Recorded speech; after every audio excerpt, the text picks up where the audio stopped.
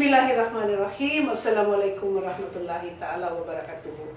Isang mapagpalang araw sa inyong lahat. Nandito naman po tayo sa paborito ninyong Usap Tayo. Ito po ang Region 10 talk show na pinag-uusapan ng Usapang Kasanayan at Kabuhayan. Dito po yan sa TESDA Northern Mindanao. At ito po ang inyong lingkod, ang host po ng Usap Tayo, Usapang Kasanayan at Kabuhayan ng TESDA Region 10 Northern Mindanao. Ang inyong lingkod, ang Regional Information Officer ng TESDA Region 10, Regional Director Tarhata S, Mapandi. At sa araw na ito, nagagalak na naman kami dahil marami na yung gustong magpa-guest dito po sa Usap Tayo dahil ang dami po nilang sinishare sa atin. And we would like you, kayo lahat pong nakikinig, na malaman na may pinagdadaanan din ang ating mga bisita kung nakikita po ninyo yung mga success stories na meron sila. So without further ado, I would like to introduce to you a very dynamic media personality here in Region 10, in Cagayan de Oro City specifically, in the person of Manager Chyrel Mcale Cariaga. Siya po yung ating guest. And smile ka naman dyan. And bibigyan po natin ng pagkakataon na kayo ay batiin. So please help me welcome our very special guest for today's episode, Ma'am Chef Chyrel Mcale Cariaga. Please invite or greet our friends. Viewers. Hello everybody, good noon, and I am Chyrel Mcale Cariaga. I just recently graduated as a chef, and of course I did have my NC2 for baking and pastry production. So I'm very proud of that. So that's the reason why I'm actually here to also share with you the great experiences that I have with TESDA Region 10.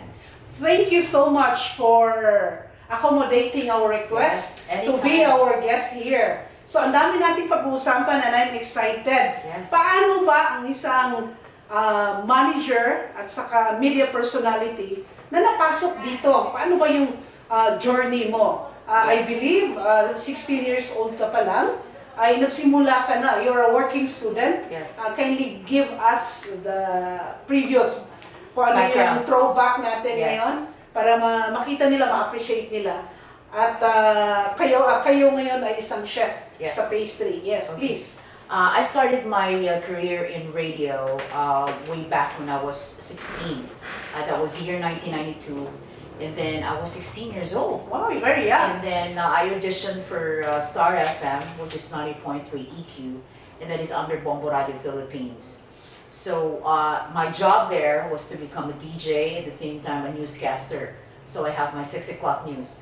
But before that, 50 kami nag-audition eh. Out of 30 females, isa lang ang kukunin. See, you have that strong personality and you have that, you know? I was the youngest who applied. And out of 20 males, 3 lang. So, 4 kami out of 50. So, kailangan mag-screen until nakuha kami. So, isang babae lang talaga will be chosen as one of the DJs. Imagine that. Sabi mo nga kanina, before this piloting, 29 years. 29 years in the making, 29 years. And then, paano nga ba napunta? At ikaw ngayon ay isang chef, NC2 holder, entrepreneur. Yes. Paano ba yung naging journey mo towards that direction sa career mo? My love for the passion for cooking. At what age ka nagsimula talaga na I have this inclination? Yes. Kasi we have a cook in the house when I was 7 years old. So you're already exposed, right? And yung dad ko was giving us parang task in the house. So I was given the task to cook. I'm in charge of the kitchen. At that early age, you're already exposed. Yes. So yung cook, sinabi ng dad ko na you have to train her because she will be in charge in the kitchen. My sister will be in charge in the house for the cleaning and everything. So it's stuck. Yes. To your mindset. Yes. So I have to really learn it kasi once, you know, my dad always told me na you cannot have everything in the world. So at that tender age, at 8 years old, yung inclination mo to go into cooking or baking, nandyan lang. Yes. But last year ka pa nagsimula to officially really learn all the rigors and competencies doon sa kinuha mo na training? The trigger why I actually have decided. Yes? Kasi in my 29 years, I said to myself, I need to retire. And when I retire, what am I going to do? Yes. Fall back. You fall back. I can't be a journalist forever. I can't be a radio personality forever. I can't go cover anywhere and run, even if I'm 60 years old. I can't do that anymore. So I have to plan my future, and I have to decide what am I going to do. And so one way is this one. I have to go to school to prepare myself. Kailangan ng skill. How were you able to adjust your time being a media personality Yes. and having to attend the trainings? Yes. My boss, which is the owner of Radyo Natin, is not very strict. Okay. As long as the radio station is actually earning. So ang ano niya, request niya is, it doesn't matter if you go to school, as long as still you have to engage yourself in radio. So by that time, I was really determined kasi 3 to 4 months ang training, so I have to finish it. And Hindi naman araw-araw yun. and Mondays, Tuesdays, and Wednesdays. So pwede siya sa ating mga nakikinig Yes. ngayon, na mga professionals, may mga trabaho na bigyan ng oras, na Yes. pwede talaga isingit ito. 9 to 3 lang naman. So after 3, I could still go to the office and the station after 3 o'clock. And then by Thursday, Friday, Saturday, I could be with the radio station. At So, saka yung mga boss natin yeah. na willing na ma-upgrade yung talent ng kanilang mga empleyado. Yes. Importante din yon na masuportahan natin. I think it's within determination kasi RD. You really have to be determined to really have a commitment to what you want to do. Kasi it's your will eh. It's a will. Pag wala kang will, there's no way you can really finish it. So, nandoon yung interest, commitment. at saka yung passion. Yes. At yun din actually ang kakailanganin dito sa Kasanayan at Kabuhayan para ikaw ay mag-succeed. So ngayon, pag-uusapan natin, after ikaw na ngayon ay chef, right? Entrepreneur. Ano yung una mong order? Dahil iba yung pangalan mo, kindly made mention. Sexy cakes. So ngayon lang din ako nakarinig na mayroong ganon. And then, lahat ng ito ay bawal sa mga diabetic. Yes. So, baka may gusto kang i-mention. Sexy cakes. Bakit ka Yes. nagkaroon ng ganun pangalan? Yes. So unique. Bakit gano'n? Ano yung Sexy cake stands for you should still be sexy while eating the cakes. Kasi if you are healthy, if you're conscious sa body mo and you still wanting to be sexy but you can't eat cake, it's a different diversion now. Kasi I made a choice to make my cakes really healthy. So we're making a choice. Parang Should be guilt-free. Pinapahinigan mo ako. No. You should be ordering it because your body is... No, it should Wala kang kwan, sweet guilt. Yeah, guilt-free, sugar-free. So you could still remain sexy without the guilt of eating the cake. So that's the direction of sexy cakes. Kasi I'm a diabetic. So, gaano karami yung mga online orders mo? Wow. By the way, sa ating mga nakikinig at nanonood, nag-open po si Chef Chyrel ng online business. Yes. Okay, lahat po yan ng mga orders ay nasa online sa FB page niya. So, tinatanong po natin, ilan na ba karami or kadami yung kanyang mga kliyente sa ngayon? At ilan yung bumabalik? Kasi pag bumabalik, meaning to say, nasarapan sila sa Yes. na-bake ni Chef Chyrel. So, kindly elaborate on that, Chef. Yes, I'm very excited to say that I have really repeat orders now. And then my most popular product now is called the banana loaf that I have, because it's topped with so many nuts. It has walnuts, it has pecans, it has hazelnuts, it has cashews, it has raisins. Actually, nakikita ko yung tinuluto niya. And ang dami niyang mga nilalagay, Yes. which is actually good. Nai-entice mo or naiinganyo yung mga nakakakita ng mga cakes at saka binibake ni Chef Chyrel. The only thing that I could say is they always ask me, why is it so soft? Why is it so moist? Well, there is really an ingredient there, and I tell you, it's vinegar. And of course, dahil successful ang online sexy cakes, marami kang mga orders, Magkano ba ang kapital mo dito, Chef Chyrel? I started, it was really crucial for me kasi I was still going to school last December and then I graduated this March, diba? So, nung in time na nag-school pa ako, I was so scared to accept orders but I did. Kasi sabi ni Chef, you have to prove to yourself that you really can do this. So, challenge kami lahat. O, by December ha, dapat may mga cakes na kayo ina-expose, tapos you have to make it, tapos may mga orders. So, I was really, really scared. So, you are challenged I by was your so mentor. challenged by my chef na talagang, oh, I need to see you guys making money. So, by December, could you believe I had 12 orders of cakes at Christmas? Dahil ang dami mong kwan eh. Alam mo ang kagandahan, dahil ang dami mong network. Yes, I have a follower of almost 5,000. Yes, so almost instantly, Yes. nainganyo sila. Not only that, dahil nakikita nila I was yung planning, visual ng Yes. cake mo. Ang ganda ng visual ng cakes, I right? wanted to only accept 1 or 2. Pero Mhm. dumami yung hanggang naging 12, hanggang 15. And it's, Ano yung pinakamalaking Ayun, orders na meron ka? Yung graduation time? Ang dami nun. graduation, Christmas, sa Valentine's Day, tapos ngayon na the orders that I have are yung mga banana loaves are really in the market now. So they're really asking like, wow, how do you do this? How do you go to work? How do you become a journalist, a broadcaster? Tapos you still have to cook. Believe it or not, I go to bed around 4:30 in the morning or 2:30 because I have to start my baking in the evening because I'm working in the morning. Kaya pala pumayat ka. Yes, I fix the stress.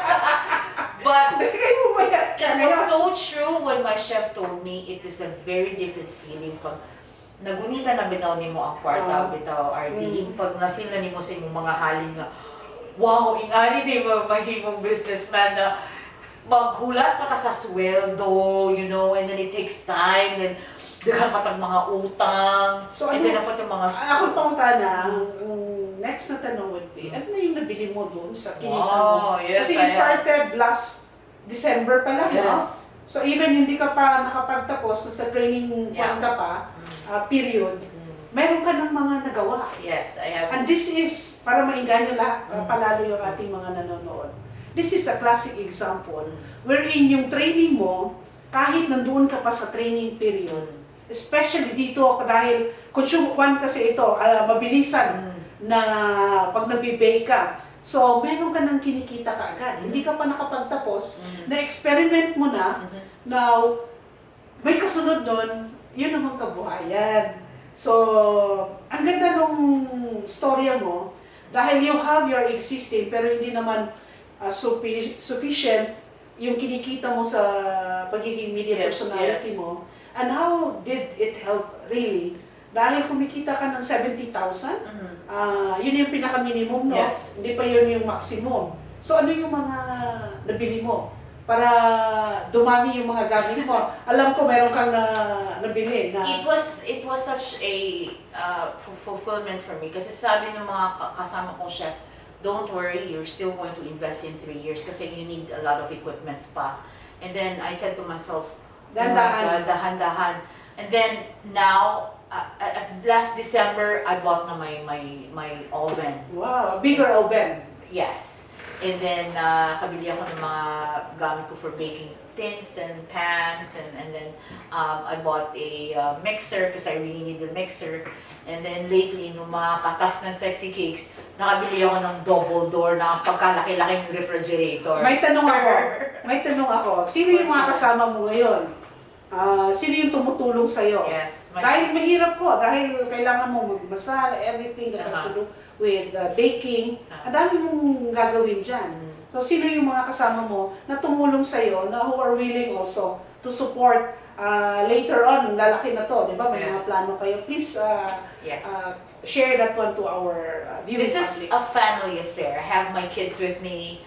I have my son, who's my eldest, is 26. He's actually in IT, so he's the one who's designing my logos. And then number 2, I also have a son who's an HRM, who's going to graduate this year.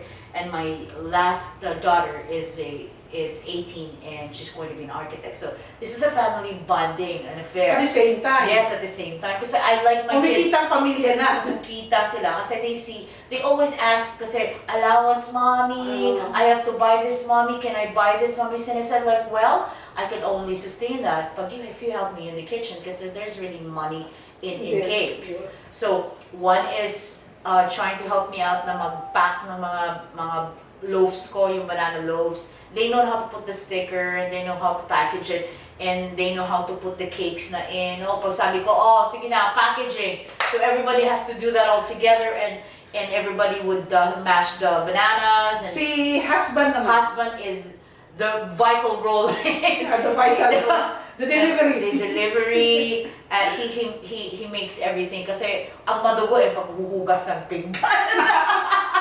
Hindi ka pa nag-hire. Hindi pa ako nag-hire. Hindi pa kasi kaya pa naman eh. Kaya pa naman. The kids are actually willing to help me out, and the husband is really helping so much. He knows how to do everything na eh. From the packaging, alam niya na pag sabi ko, lagyan mo ng ganito, lagyan mo ng ganyan, tapos package mo. Everybody knows how to do it in the kitchen na. So, pag sabi Sa bahay pa lang to, Sa bahay pa lang. So ano yung plano mo? Dahil you made mention nga, while we are discussing kanina pa, na magkakaroon ka ng expansion. But not here in Cagayan or City, but saan po yun, Chef Chyrel? Yes, the business is booming and I'm going to Misamis Oriental, so El Salvador City, that's where I'm going. So that's 5 years from now. So I'm going there, and then kasi graduate ng isa na lang ang going to college. That's my youngest daughter, she's Kate. In 5 years, graduate na siya ng architecture. So by the time all of my kids tapos na ng pag-aaral, baka sila na ngayon. Wala na akong obligation. Wala ka ng obligation. Wala na akong So you can now step back yes, and focus on the business. the business. And then I will retire I think not completely retire, I'll still write for Business Week in Cagayan Times. And but yung daily task ng covering and everything, I need to rest now. I think I have to retire sooner or later, 5 years from now. And then I will expand my business, and there I will have my own cafe, I will have my own bakery, and that is the dream. And of course, because of TESDA Region 10, the skills have given me so much. And I thank, of course, TESDA for pushing me to really and of go, course, invite mo na yung mga wala pang trabaho, nasa bahay lang. And this is actually, wala ko itong pinipili. Dahil alam natin, marami tayong scholarship sa TESDA. So pumili lang po kayo, pumunta po kayo sa amin. Meron din po tayong mga TESDA training institutions. Meron po tayong mga libreng training. Karamihan po, libre po yan. So, yun din ang tanong ko, dahil ikaw ngayon ay NC2, ano yung plano mo? Kasi na-mention mo kanina rin na yung community engagement, involvement. Meron ka bang in-adapt na community Yes, I already have. To be specific sa El Salvador? El Salvador, I already have. This is the Mall Fatrida. This is actually the Association of Tricycle Drivers. And then I'm also the consultant there, so I'm actually engaging them to really have this course. I really told them that to sit down and have a free training with them for baking and pastry kasi I graduated na eh. So NC2 is one of the things to really validate yourself na talagang marunong ka na. So competent ka na. So ano yung kaibahan nung may interest ka lang, you're exposed to, compared sa meron ka talagang training? Wow, Magkaiba? Magkaiba. Kasi when I said to myself, okay, chef na ako, but am I competent? Yes. Okay. So I have to test myself. I need to get an NC2. Baka later on, magkakaroon ka na ng pastry school. Yes, that is the plan. Do you have that plan? Yes, we already have a plan. And that I'm also going to be... Imagine, from online to cafe and bakery. Yes. And then yung future naman is magkaroon ng training institution para naman dito sa talent na na-acquire. Of course, ng beautiful Chef Chyrel. So, kindly inform, inganyuhin natin yung ating mga nanonood ngayon dahil ang dami pong ino-offer ang TESDA. So, sa lahat po ng aking mga na-interview rin, karamihan ho, hindi lang ho yung may success stories. Pwede ho kayong pumunta dito at usap tayo dahil kung meron po kayong mga gusto at hilig na makuha po sa amin in terms dito po sa Kasanayan, mga skills training na binibigay po ng TESDA, then we are here readily available. Yes. Yung ating mga programs, services, dahil sa TESDA, abot lahat. So marami po tayong ginagawa and hoping Chef Chyrel would be engaging with us, joining us sa ating mga community outreach sa ating mga barangays at saka sa mga sitios at saka sa purok. So, again, not to mention also, yung mga kasamahan natin sa video, invite mo rin. Yes, I need also to have this kasi I am planning to have a career guidance. So, I will visit mga barangays and all of the barangays in Misamis Oriental. We need to reach out. So that is our job, to really give them an opportunity and skills talaga to be an entrepreneur. So ikaw make a living. Yes. So tamang-tama yung ating programa. Yes. Di ba? Usapang Kasanayan at Kabuhayan. Yes. So parting word para sa ating mga nanonood and hoping to see you again back here pag may mga development ang Sexy Cakes. But for that, I would like to give you this moment para ho sa ating mga manonood. Yes. First of all, RD, congratulations for this Usap tayo kasi you've given me this opportunity to really share the experiences that I have. And I'm very proud as a TESDA graduate, and having the skills talaga, it's such an honor to be here. Na I can really see myself an entrepreneur in the near future and to become a successful businesswoman. First, I would like to invite all of my friends out there, yung mga media na kasama ko, and then all of you out there who's listening and who's actually watching us right now, to enjoy. If you have a passion for something, like for example, if you know how to cook, come, enjoy yourself. You have to take this opportunity to get an NC2. Kasi libre na. Or higher. NC2, NC3, NC4 or higher. Yung ating diploma courses na meron sa TESDA. If you are also into beauty care, you could really also enjoy yourself for that. And then if you want to weld or mag-welding ka ba, mag-electrician ka ba, kahit na ano, it's all here in TESDA. So all you have to do is visit our region and then get an application for you to inquire and then get that skill, kasi this is really one way of living the dream, no? So right now is that if you think that this is the end for you, kasi you have nowhere to go, there's TESDA for you to really have your own living. And I said to myself that if everything starts with a dream, as far as my chef told me, everything starts with a dream. So if you have may pangarap ka, it still can happen.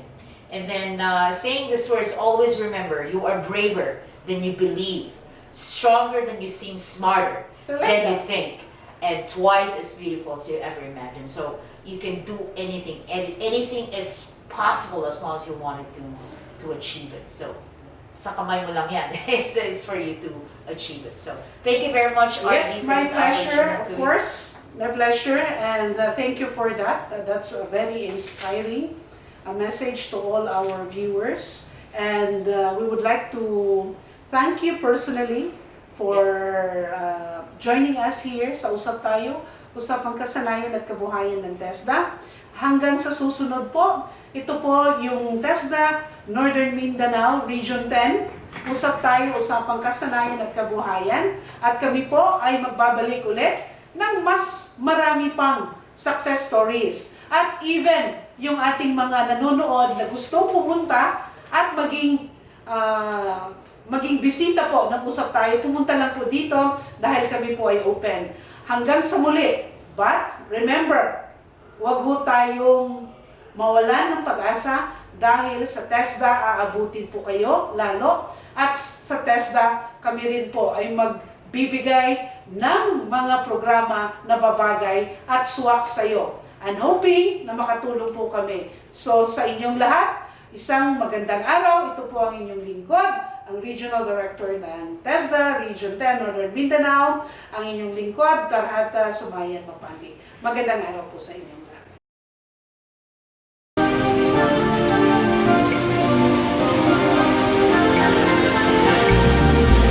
All united we answer the test.